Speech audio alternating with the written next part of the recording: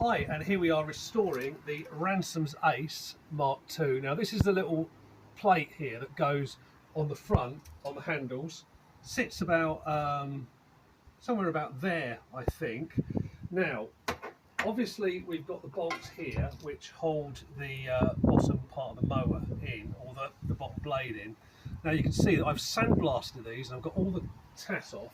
So I am going to just put some primer paint on here, and what I've done is I've got an old cat food box, made a little hole with a pencil, and I shall put those in there. I am actually going to spray the nuts because they were sprayed originally, quite surprisingly, and I'm going to do the little plate as well. Now the screws and the little nuts that hold this in, I'm going to make sure that these are painted red, because that will be red on the front and green on the back and the sides. So I'm just going to make another little indentation in there, put in the little screw heads, there we go.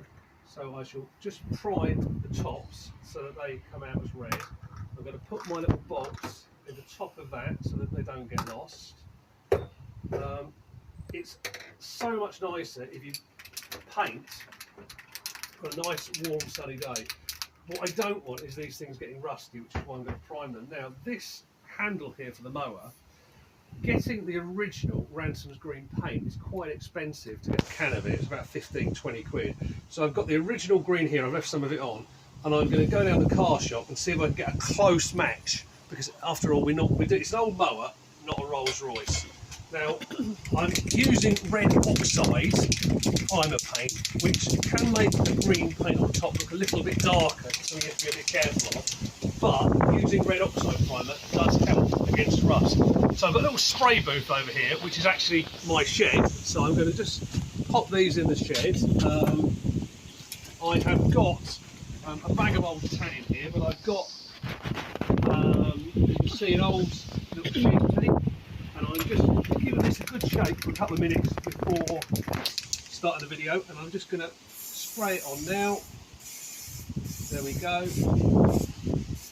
And I will give that another go in over again. You only do light coating these. Because I've got the box, it's really easy to just turn it and get a different angle on it. So I'm just going to turn that there. I don't have to do all this in one shot. There we go.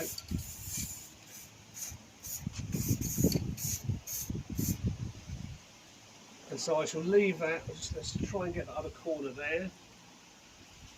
Yep. Wipe some of the paint off my hand.